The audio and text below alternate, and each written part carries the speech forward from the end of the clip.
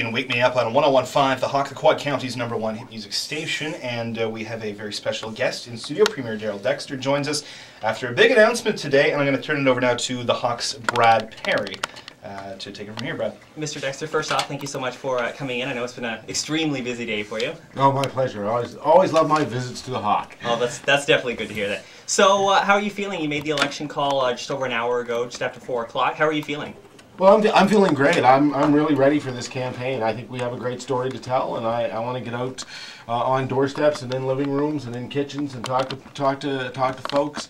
I think people on October 8th are going to make a very important decision about the future of our province, and it's about whether or not we are going to go back to one of the two parties that govern this province for 250 years and the policies that they promoted over that period of time, or the new way forward for this province.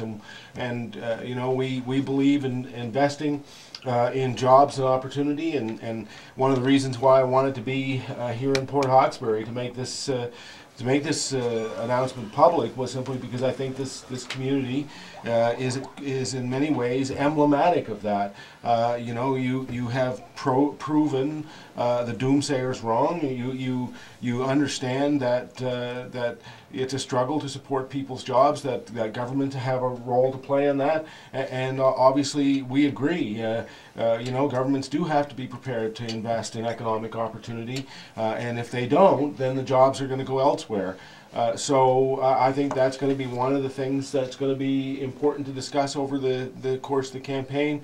Better health care, how we're going to get there. Whether the Liberals have said that they would centralize the bureaucracy in Halifax. I don't happen to think that that's a good idea. I think it will take the voice away from the regions. How we're going to go about supporting our seniors.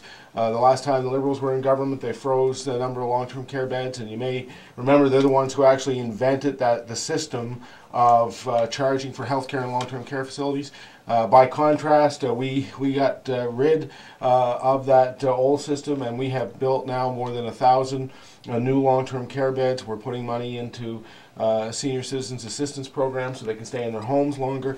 These are about approaches to government even in tough times. And I have to say, the last 4 years have been tough, and you learn a lot. You learn a lot from your challenges, and I certainly know as Premier, I learned a lot over the last 4 years, and that experience really is what underpins the 7 commitments that we're making in our campaign platform.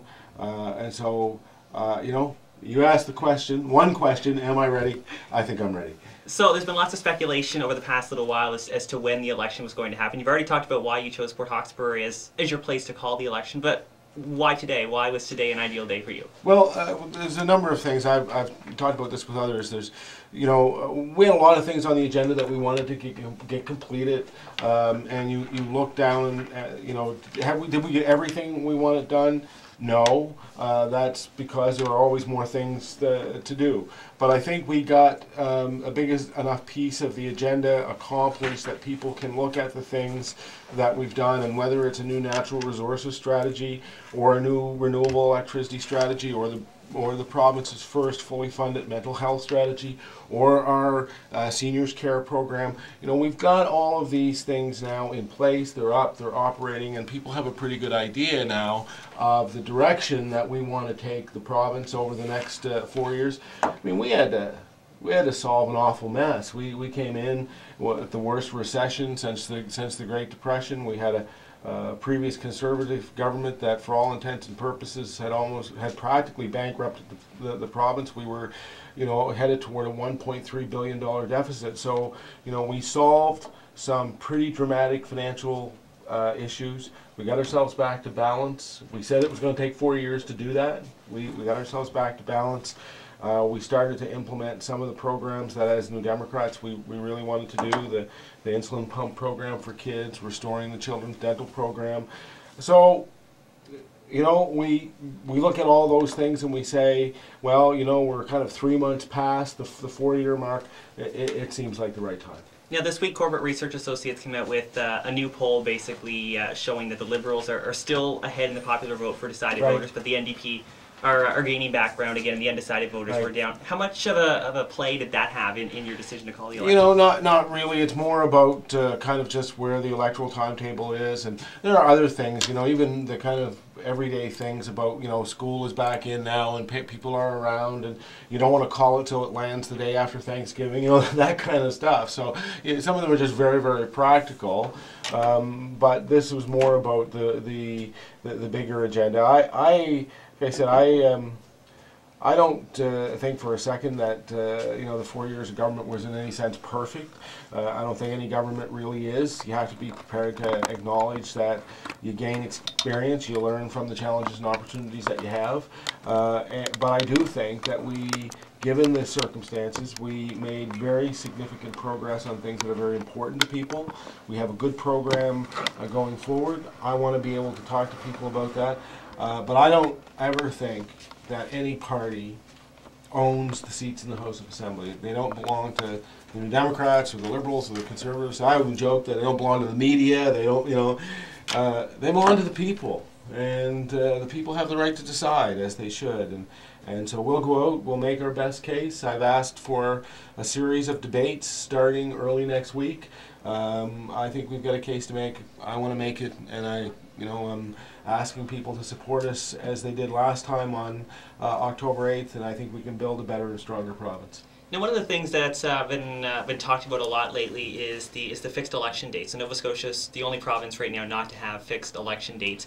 I guess what is your take on that? What would you like to do? Well, with that? you know, first of all, that's not really the case, and the electoral date thing is different right across the country. So, for example, some provinces have what they call election windows. So they will say we will call an election between this date and that date. They don't actually have a fixed election date.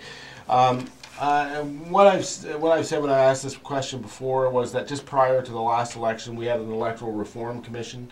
My recollection is they did not recommend it at that time, but I would be prepared to go back out with an electoral reform commission. So because I think if we're going to do electoral reform, we should look at not just one thing. We should look at, you know, what's on, you know, what experience has been gained with respect to electoral reform in the broad sense. So I would be prepared to put in place a special committee of the House on electoral reform to listen to Nova Scotians and to hear their opinion on things like fixed election dates, but to also hear about other kinds and everything from, you know, the advent of technology and what effect that has had on elections to proportional representation. You know, all those things. I think if we're going to look at electoral reform, we should really look at them all.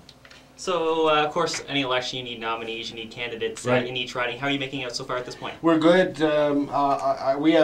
We've identified candidates at every riding, of course, and we're just waiting to kind of polish off some of the nominations. Now, in the Quad Counties, of course, you've got Antigonish, Inverness, Guysborough, Western Shore, Tracadie, and Cape Breton, Richmond. Right. The only one so far that doesn't have an NDP nominated candidate is Right. Inverness. When do you expect that to happen? Yeah, I expect that that since the election's been called today, it will be within the next week. They just the constituency association is organized. They've got a person who wants to offer. It was all about timing for them, so we'll see that happen over the next little while. And how are you feeling about the candidates that are already nominated here? Oh, look, I couldn't be more pleased. You know, Jim Boudreau and Mo Smith, you know, just a really, really big part of our team already. I think Bert Lewis has the experience, the dedication to this community to make a great MLA. I mean, he's been involved in so many aspects of the community. He really knows it very, very well. And you know, he's a person of great talent. So you know, we're going to work hard to get Bert elected, and hopefully on October 8th we can add him to our roster in the House of Assembly.